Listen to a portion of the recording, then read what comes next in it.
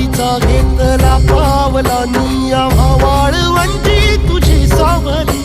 गळा भेट घेण्या भीमेची निघाली तुझ्या नाम घोषात इंद्रायणी